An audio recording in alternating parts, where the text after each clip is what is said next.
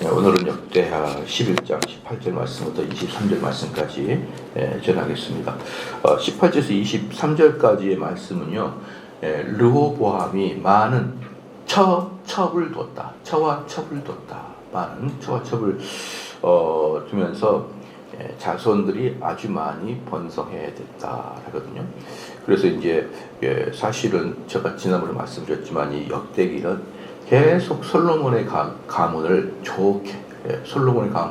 좋게 평가하는 것이 이제 목적을 뒀기 때문에 여기서도 처첩을 많이 두는 것을 꼭 나쁘다고 말하지 않고 상당히 잘했다, 상당히 잘한 것이다라는 그런 뉘앙스로 지금 18절부터 23절까지 르호보암의 그 처첩을 많이 둔 것을 칭찬하고 있는 것이다라고 이렇게 보면 됩니다. 그 르호보암은 당연히 봅니다. 여기 보면은 21절에 보니까 르호보암은 아내 18명과 첩 60명, 아내가 18이고 첩은 60명인데 이 숫자는 그 솔로몬의 1000명에 비하면 택도 없이 적은 숫자죠. 1000명, 솔로몬은 첩을 1000명으로 써요. 1000명. 그런데 이 사람은 철을 18, 첩을 60명 이렇게 거느렸다. 그래서 이제 상당히 그래도 건강하다. 솔로몬보다는 건강하다. 그리고 이제 이 르호보암이 또 칭찬받는 게 뭐냐면은 솔로몬은 1000명의 첩이 이스라엘 사람은 몇 명이고 전부 다 그 이방 여자였거든요.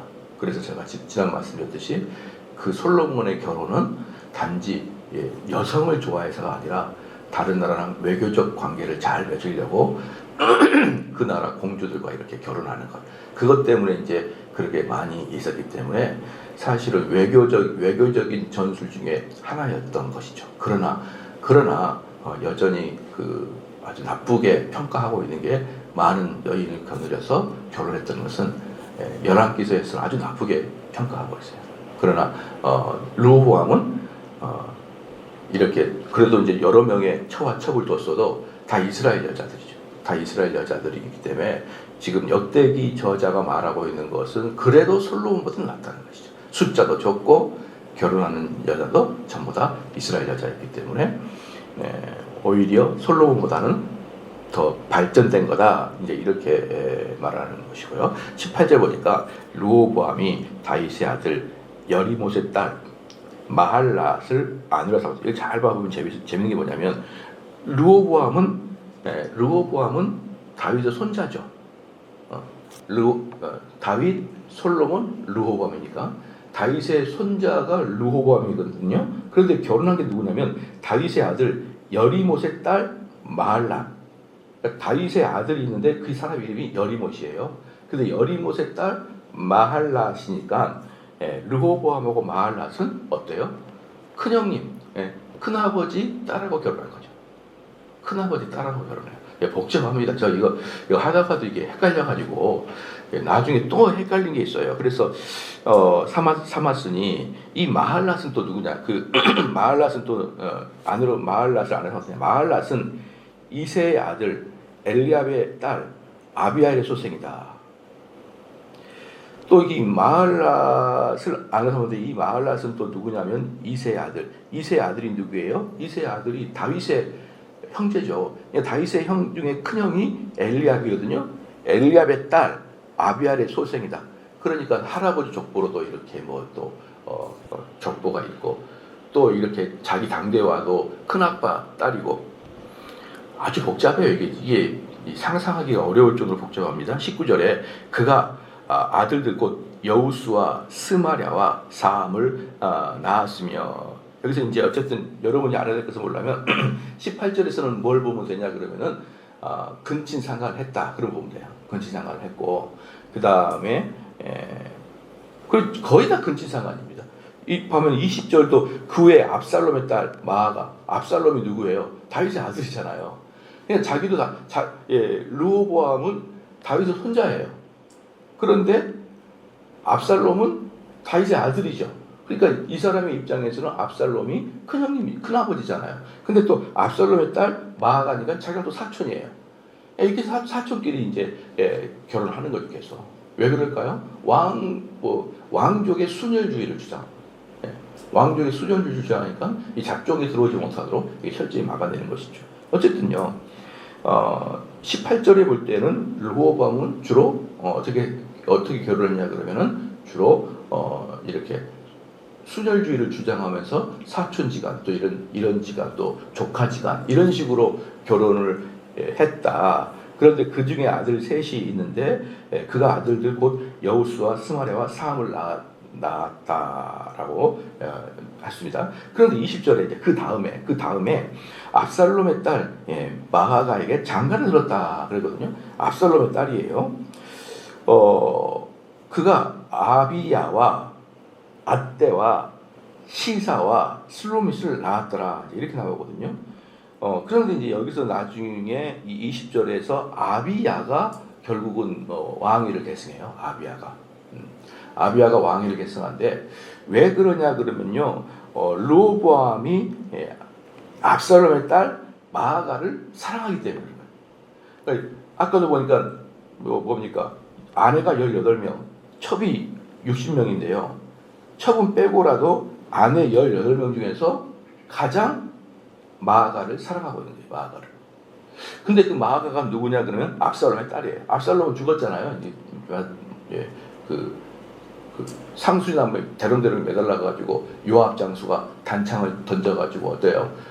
압살롬의 몸통을 뚫고 죽었던 거 여러분 기억나시죠? 그러면 여러분 혹시 압살롬을 제가 옛날에 수요일에 설교했는데 제가 압살롬을 설교하면서 압살롬의 외모가 어땠다 그랬어요? 제일 잘났다. 키가 다른 사람 더 크고 그리고 그 사람이 상수리나무에 머리가 대롱대롱 걸렸는데 왜 걸렸습니까? 이 머리가 그냥 엄청나게 윤기가 있고 멋있고 숱이 많고 그러니까 이 머리가 자기의 어떤 트레이드 마크예요. 옛날에 월드컵 때 안정환이가 머리 다 기니까 여자들이 아우 테리우스 같다 막 그러잖아. 안정환 테리우스 그런 스타일인 거죠. 얼굴 잘생기고 머릿결도 좋고 머리도 풍성하고 그래서 이 머리로 자기의 어떤 뭡니까 아름다움을 뽐내는 압살롬이었죠. 그래서 말 타고 가다 그 머리가 상수나무 걸려가지고 매달리니까 그냥 단창하듯 죽었잖아요. 그러면 압살롬의 특징이 뭐예요? 잘생긴 외모죠. 그러니까 그 딸을 어떻게 했어요? 당연히 제일 예뻤겠죠. 당연히 예뻤을 거예요. 그러니까 이 르호보암은 그 아내 전체 중에서 압살롬의 딸 마아가를 제일 마음에 들어하는 것은 어쩌면 당연한 이야기겠죠. 그런데 이제 아마 제 생각에는 아내가 예쁘다고만 제일 좋아하는 건 또 아닌 것 같아요. 예쁜 것은 결혼하기 전에나 되는 것이고 결혼한 후에 막 예쁘고 막 그러겠습니까? 그렇지 않잖아요. 그러니까 아마 이 여인은 예쁜 데다가 아주 현명했을 것 같아요. 그래서 남편의 마음을 잘 이해하고 남편의 어려움을 잘 위로하고 이랬던 여인이에요. 그래서 결국은 이제 결혼하게 되면은 어떤 아내가 좋냐 그러면 외모로 아름다운 아내보다는 자기를 현명하게 잘 마음을 다독여주는 아내한테 마음을 열게 되잖아요. 그래서 이 압살롬의 딸 마아가는 바로 두 개를 문무를 겸비한 아름다운 육체와 또는 내면의 성숙함으로 인해서 르호보암을 아주 이렇게 잘 해줬다라고 생각할 수가 있어요. 그랬더니 르호보암이 이 마아가에게 흠뻑 빠져가지고 마아가의 첫째 아들 아비야에게 왕권을 탁 줍니다. 왕권을. 자, 21절에 르호보암은 아내 18명과 첩 60명을 거느려 아들 28명과 딸 60명을 낳았더니 압살롬의 딸 마아가 아들은 모든 첫첩보다 더 사랑하여 압살롬의 딸 마아가를 모든 첫첩보다 더 사랑한다. 그럼 저는 이해가 안 가게 왜 첩을 또 보나 이 말이죠. 압살롬의 딸 마아가를 제일 사랑하면 그냥 그걸로 끝내면 되지. 뭘 또 첩을 또 이렇게 드리면서 나는 너를 가장 여기서 사랑한다. 뭐 거의 90명에 육박한 60명에 20명이니까 80명에 육박한 아내들을 거느리면서 나는 너를 제일 사랑한다고 그러지 말고 그냥 첩을 안 들으면 되는데 굳이 첩을 60명이나 드리면서 그럼에도 불구하고 마아가를 가장 사랑했다. 이렇게 들었거든요. 22절에 르호보암은 마아가의 아들 아비야를 후계자로 세웠으니, 그러니까 아까 이 아비야가 누구라 했습니까? 마아가의 큰아들이에요. 큰아들이고 그다음 봅시다. 아비야를 후계자로 세웠더니 이는 그의 형제들 가운데 지도자로 삼아 왕으로 세우고자 함이었더라. 여러분 28명, 이 아들들이 28명이거든요. 딸을 제외해서. 그럼 아들들이 28명이면요. 그들 중에 왕이 나오는 거잖아요. 그들 중에 왕이 한 명 나오잖아요. 그럼 28명은 전부 다 경쟁 대상이죠. 네. 전부 경쟁. 왜냐 그러면은 엄마가 18명이잖아요.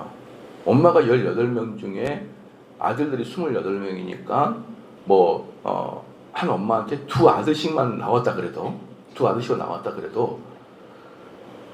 엄마가 다른데 어떻게 이보 형제들이 친해질 수 있겠습니까? 엄마가 다른데. 그래서 이제 엄마들 중에서도 이제 어쨌든 그렇게 엄마가 됐지만 그 엄마들 중에서도 서로 좀 더 친한 사람도 있고 서로 성격이 안 맞아서 상당히 갈등을 일으키는 엄마들도 있을 거 아니에요. 그럼 그 자녀들은 어때요? 정말 저 엄마가 싫고 저 아들 싫죠. 그러니까 우리가 말하고 있는 그 형제들의 난, 보통 형제들의 난 할 때 동복 형제들의 난을 일으키는 경우는 별로 없습니다. 우리나라도 그렇고 중국도 그렇고 어디든지 이복 형제들이 난을 일으키고 싹 죽이는 것이지, 같은 엄마한테 태어난 동복의 형제들은 그렇게 죽이지 않아요. 난이 생겨도 자기 동생을 숨겨요. 자기 동생. 그렇잖아요. 그런데 이 28명의 왕자들 사이에서 이 아비야를 왕으로 세우고자 할 때 얼마나 많은 사람들이 배아파하겠냐고요. 요번에도 보니까 그 우리 민주당에서 당대표인가 뽑은 거 있는데 이재명하고 박용진하고 또 누구 3명 나와서 하잖아요. 그게 뭐냐, 그 전체 중에서 전부 다 당대표 나올 자격이 있단 말이에요. 자격이 있는데 그나마 인기가 있고 야망 있는 사람 3명이 나와가지고 당대표에 출마한 거거든요. 똑같아요.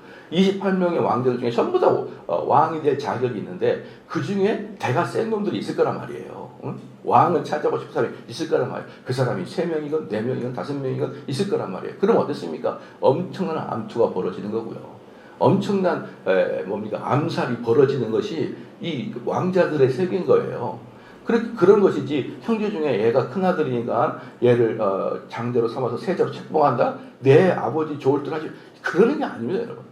그 옛날 왕권은 그러는 게 아니에요. 저 사람을 죽여야 내가 왕이 되는 것이고, 그렇기 때문에 지금 당대표를 뽑는 것보다 비교할 수 없을 만큼 엄청난 암투가 벌어지는 것들이 왕자들의 사이에서 이루어지는 일들이거든요. 그래서 23절에 르호보암이 이제 그 22절에 그런 아이디어를 가지고 23절 읽어보십시오. 르호보암이 지혜롭게 행하지. 여기서는 지혜롭단 말이 나오는 거예요. 그 28명의 왕자들이 아주 이렇게 기분이 나빠할 거니까 이 르호보암이 지혜. 그래서 이제 이 18절부터 23절까지 르호보암이 상당히 잘했다, 이 얘기 하려고 18절부터 이야기하는 거예요. 그 어떤 지혜가 있었느냐? 그의 모든 아들을 유다와 베냐민의 온 땅 모든 견고한 성읍에 흩어 살게 하고, 그러니까 이 왕자들을 전부 다 각 성마다 성주로 만들어진 거예요. 성주로 만든 것입니다. 그러니까 이제 르호보암 시대에 예루살렘 성은 누가 지키고 마아가의 딸, 압살롬의 딸 마아가의 아들 아비야를 예루살렘의 왕이 되게 하고, 나머지 28명은 전체 자기가 다스리고 있는 유다와 베냐민 지파의 성들이 많이 있을 거 아니에요. 그 성주로 보냅니다. 보내고 온 땅 모든 견고한 성읍에 흩어 살게 하고 양식을 후히 주고, 그리고 좋아, 여기서 양식을 후히 주는데 아내를 또 많이 줬어요. 그러니까 그렇게 되면은 어떤 일이 발생합니까? 어떤 일이 발생하냐 그러면요, 자녀들이 이렇게 만족하고 사는 거예요. 만족하고 살아요. 자녀들이 만족하고 삽니다. 왜냐 그러면요, 이 당시는 왕권이 약화된 시기이기 때문에요. 이 유다의 왕이 전체 유다의 왕일 수도 있지만 예루살렘의 성주라는 개념도 있는 거예요. 그러니까 왕권이 약화되면 예루살렘에만 이 사람의 힘이 발달되고 다른 성읍에는 약간 부탁을 해야 되는 거예요. 이번에 전쟁 나는데 아우 당신네 성에서 우리 군사 한 5만 명을 보내줘. 이렇게 이제 어떻게 약간 뭐라 그럴까요? 부탁을 하는 것이지 징집하고 그럴 수 있는 힘은 별로 없는 거죠. 자, 그런 시기 때 지역에 있는 성주가 되는 것은 예루살렘의 왕이 되지는 못했지만 그럭저럭 만족할 수가 있다라는 것이죠. 이제 그랬다 보니까 식량도 많이 주고, 식량 많이 주면 뭐예요? 월급 많이 주고, 그 다음에 아내들 많이 주고. 옛날에 우리가 그런 옛날에 그런 얘기 있었잖아요. 뭡니까? 1980년 5월 18일 5.18 사건이 일어난 다음에 국가들의 어떤 흥분을 막기 위해서 프로야구를 만들었다. 막 그 얘기 있었잖아요. 여러분 그런 옛날 얘기 들어봤나요? 프로야구를 만드는 것은 국민들의 생각을 스포츠로 끌고 가기 위해서 프로야구를 만들었다. 그런 이야기들을 많이 했는데 그런가 말든가 맨날 응원만 했고 막 그랬는데요. 그런 거죠. 그러니까 여기서 이제 돈도 많이 주고 자기 아내들도 많이 주니까 얘들이 어떻습니까? 중앙 정부가 무슨 일을 하든 만족하고 사는 거죠. 그리고 특징이 뭐냐면 지금이나 되니까 서울 경기 집중이지. 겨우 30년 전만 해도요, 40년 전만 해도 지역에 사람들 많았습니다. 지방에도. 지방에 사람 많았어요. 그래서 그때 여러분 기억나는지 모르겠지만 지방에 있는 그 대학들 중에 국립대 있잖아요. 그걸 뭐 지방 거점 대학이라 그러잖아요. 그 대학들이 상당히 셌던 거 여러분 기억나시죠? 그 지방에 부산대, 뭐 경북대, 전남대, 전북대 이런 대학들은 상당히 셌어요. 그래서 그 지역에 있던 그 인재들이 서울대, 연고대 못 갈 바에는 내가 차라리 전남대 간다 막 그랬었거든요. 그때 그 애들은 상관없는데 지금은 지방에 얘기들이 없어가지고 뚝 떨어져 버렸어요. 그래서 제 친구들이 지방에서 목회하는 사람들 중에 아이고 좋은 놈들은 전부 다 서울 가버리고 여기 남아있는 애들은 똑똑하지 못한 애들이 남아가지고 참 끌고 가기 어렵다. 그런데 내가 야 니네 동네에 무슨 대학 있잖아. 경북대 있잖아. 전남대 있잖아. 걔네들 똑똑하잖아. 형님 옛날 전남대가 아니에요. 옛날 형님들이 공부할 때 전남대하고 지금의 전남대는 많이 차이 납니다. 그래요. 그래서 실질적으로 상당히 뭐랄까 교회도 어떻게 좀 반듯한 애들이 와야 되는데 그러지 못한다 해서 교회 지역 학교가 이렇게 무너지니까 교회 무너지고 막 전부 다 도미노처럼 무너지는 현상이 지금이거든요. 그러니까 지금으로 보니까 지방이 좀 그렇지. 저희가 중고등학교 때만 해도 지방이 사람 되게 많았습니다. 되게 많았어요. 그러니까 그 지역의 성주가 예루살렘 성주에 비해서 그렇게 힘들지 않는 거예요. 비록 예루살렘이 수도이긴 하지만 그래도 지역도 나름대로 짱짱한 거거든요. 그러니까 이 사람들이 어떻습니까? 만족한 거예요. 또 하나 여기서 숨겨져 있는 게 있어요. 여기서 중요한 게 뭐냐면 이건 지럽다 그랬거든요. 왜 지럽다 그러냐면은 한번 잘 봐보세요. 23절에 그의 모든 아들을 유다와 베냐민의 온 땅 모든 견고한 성에 그건 뭐예요? 흩어 살게 하고. 즉 얘네들을 중앙 집권적인 것에 마음을 못 쓰도록 다 흩어버렸어요. 아들들이 이렇게 몇 명 모여 있으면은 그나마 이제 거기에서도 28명의 아들들이 있으니까 마음 맞는 아들들이 있을 거 아니에요. 그럼 마음 맞는 아들들이 형님 아니 이것들이 정말 그 예루살렘 가만히 보니까 좀 별것도 아닌 아비야가 왕이 돼가지고 이거 우리한테 자금 세금 내라가고 아주 기분 나쁜데 형 우리 쿠데타를 일으켜 버릴까요? 할 수 있잖아요. 야 그래? 그럼 네가 끌어모시는 왕자 몇 명이니? 나 개똥이 소똥이 내가 한 5명 오고 형님 한 5명 오고 이렇게 해가지고 우리 한 30명 정도 만들어가지고 그냥 쿠데타 이겨버립시다. 이렇게 할 수 있잖아요.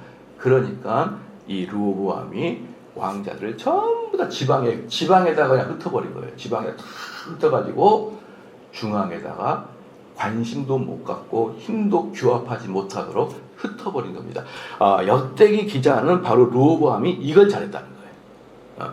역대기 기자는 바로 그 왜 그러냐 그러면 역대기 기자가 왜 이렇게 지혜로웠을까요? 그 자기 바로 아버지 솔로몬 때 어땠어요? 왕자들을 잘 관리하지 못해가지고 어려움과 고초를 당했고, 자기 할아버지 다윗 때도 왕자를 잘못 관리해가지고 고초를 겪었기 때문에 르호보암은 자기 때 온 지역에다가 그냥 왕자들을 그냥 쫙 자기 아들들을 흩어서 서울 쪽에다가는 관심도 못 갖게, 그쪽에서만 그냥 즐겁게 살라고 아내도 많이 줘버리고 돈도 많이 주면서 니네들끼리 그냥 즐겁게 살아 이러니까 얘네들이 중앙 집권에 관심 갖지 않고 자기들끼리 재밌게 살다가 특별히 어려움이 없이 이들은 잘 진행이 됐거든요. 그래서 이제 여기서 이제 르호보암이 참 지혜로웠다 그러는데, 마지막 제가 이제 말씀을 드리는 게 뭐냐면요.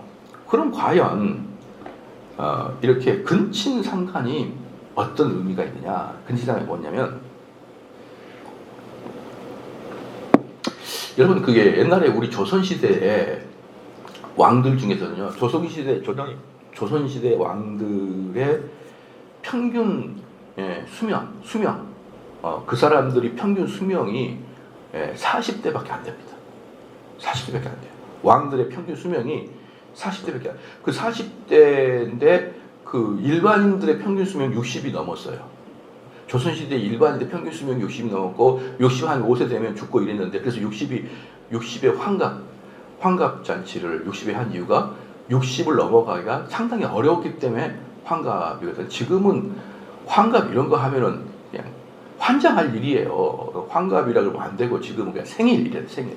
근데 그때는 60이 넘으면은 상당히 노인 취소가 65세 정도 되면 죽는데 왕들은 40대에 죽습니다. 그런데 이제 그렇게 죽는 이유는 뭐냐 그러면은 뭐 여러 가지가 있지만 그 중에 하나가 뭐냐면 몸의 기형. 그래서 여러분들 그 옛날에 그 뭡니까 조선시대 실록 이런 거 보면요, 왕들이 등 같은데 그 공곳이 이렇게 크게 나서 공곳 때문에 죽은 사람이 많아요. 이게 등에 남은 공곳이고요. 눈이나 입에 나면 이렇게 부으면서 고름이 막 나면서 그 냄새와 고통을 가까이 죽거든요. 그리고 이제 왕들 중에 약간 사이코패스 같은 사람 많아요. 우리 조선시대 왕들 중에 아주 정신적인 문제, 정신병적인 문제가 있는데요. 근데 그게 우리나라만 그러는 게 아니에요. 여러분 혹시 유럽에서 가장 강성했던 그 왕족 가문이 있었거든요. 그게 합스부르크 가문이에요. 합스부르크 가문이 유럽에서는 스페인하고 그 다음에 어딜까요? 독일 남부지방을 오스트리아 중심으로 오스트리아 합스부르크, 스페인 합스부르크 이 두 개가 있거든요. 이 두 개가 어마어마한 권세에 들었었어요. 근데 갑자기 얘네들이 몰락을 해버려요. 아니 어떻게 그렇게 권세 있는 가문이 몰락할까요? 뭘까요? 순혈주의를 주장한 사람들은요, 그 근친상간을 계속하게 되면 자녀들이 정신병자. 그 다음에 합스부르크 가문에는 뭐냐면 왕자들이 계속 턱이 주걱턱 이렇게 길어져요. 이렇게 길어지는 이상한 병. 여러분 최영만 같은 병 있잖아요. 요런 병. 이래서 다 단절해버려. 많이 죽었습니다. 그래서 합스부르크 가문이 그렇게 땅덩어리다가 갑자기 몰락당한 이유는 거의 대부분 정신병, 그 다음에 육체적 병, 이런 것들 때문에 다 죽어버려요. 그래서요, 근친상간은 하나님이 막으신 거예요. 하나님께서는 근친상간을, 이제 제가 창세기 때 말씀을 드리겠는데요. 창세기 때도 근친상간 했죠. 근데 초창기 근친상간은 하나님이 좀 내비둔 것 같아요. 왜? 세상이 작으니까. 근데 어느 이후부터는 근친상간을 계속하게 되게 되면은 사람들이 이상하게 약하게 되고 병이 생기고 자꾸는. 그런데 그래서 제일 좋은 것은 잡종이 제일 좋아요. 동의하시죠? 순종은 약해 빠졌어요. 잡종은 살아납니다. 잡종은 끈질겨요. 그래서 항상 미국이 강한 이유는 뭐냐면 미국은 잡종 국가라서 그래요. 미국은 잡종 국가라서 오히려 여러분들 제가 미국 가 보니까 우리나라 이렇게 지나가 보면은 태극기가 팔랑팔랑 이렇게 동네마다 폐가 탁 있으면 언제예요? 8월 15일.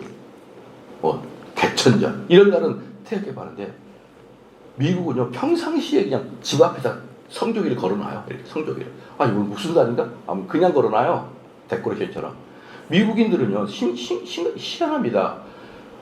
생긴 것은 인도인이고 생긴 것은 중국인이고 생긴 것은 아프리카 사람이고 생긴 것은 다른 사람인데 그렇게 미국을 사랑해요. 우리나라 사람들은 대한민국을 그렇게까지 막 태극기를 걸고 막 그렇게 애지중지 사랑하지 않는데 미국인들은 그렇게 사랑합니다. 근데 어떤 학자가 이야기를 왜 사랑하냐면 미국은 다인종 국가이기 때문에 다인종 국가를 이렇게 모을 수 있는 것은 무엇밖에 없다? 애국심밖에 없다. 우리나라는요, 우리나라 민족은 애국심이 없어도 민족 정신을 하나로 뭉칠 수 있어요. 그런데 미국처럼 다인종 국가는 어땠습니까? 뭉치려 그러면은 미국을 사랑하는 러브 아메리카가 있어야지만 사랑이 되거든. 그렇기 때문에 미국이 전 세계를 지배하는데 부족함이 없는 거예요. 한번 여러분 생각해 보십시오. 여러분이 알고 있는 친인척 중에 미국에 간 사람 많을 거예요. 내 자녀가 갔다든지, 내 언니가 갔다든지, 오빠가 갔다든지 이렇게 해서 미국에 사람 많거든요. 그럼 우리나라만 그러겠냐고요. 인도 사람도 그렇고, 중국 사람도 그렇고, 전부 다 자기 사랑하는 사람이 미국에 많아요. 그렇기 때문에 전 세계는 미국을 자기 친족처럼 생각하는 사람이 많아요. 여러분, 의외로. 그게 바로 미국이 전 세계를 지배하는 아주 결정적 역할을 합니다. 그러나 여러분 중국 보십시오. 중국은 뭡니까? 자기 나라의 중화 사상으로 중국 민족이 아니면 배척합니다. 그러니까 많은 사람이 중국을 보면서 안 좋아해요. 미국은 내 사랑하는 사람이 많이 가 있어요. 중국은 갔다가 나와버려요. 그래서 여러분 세상에서 제일 강하려면 어떤 민족이 돼야 된다고요? 잡종 민족이 돼야 된다고. 그러니까 우리나라에 이상한 사람들, 약간 까만 사람, 노란 사람 너무 걱정하지 마세요. 오히려 한민족이라는 이 하나의 단일체 이런 민족이 오히려 불안합니다. 오히려 불안해. 그래서 이렇게 적당하게 좀 피가 섞이고 전통 한국인처럼 밋밋하게 생기지 말고 좀 입체적으로 생기고 이러려면은 빨리빨리 잡종을 좀 만들어놔라. 그 이상한 결론으로 떨어지긴 하는데요. 어쨌든 역사를 보면은 순혈주의는 망한다. 순혈주의는 망한다. 그래서 여러분 요 생각 잘 가지고 르호보암 이후에 왕들 한번 잘 봐봐요. 왕들이 제대로 된 놈이 별로 없어요. 괜찮은 사람이 몇 명 없어요. 전부 다 이상합니다. 정신적 문제가 있는 거예요. 특별히 북이스라엘 같은 경우는요. 난장판입니다. 난장판이에요. 그래서 결국은 이 사람들이 자기들의 왕족을 지키기 위해서 특별히 다윗과 같은 경우도 다윗 계보잖아요. 다윗 남자만 그냥 쭉 다윗 계보면 되는데 여자까지 다윗의 계보 안에서 찾으려다 보다가 결국은 남유다의 왕들도 정신적인 문제, 육체적인 문제 엄청나게 시달리다가 결국은 망해버리고 마는 것이죠.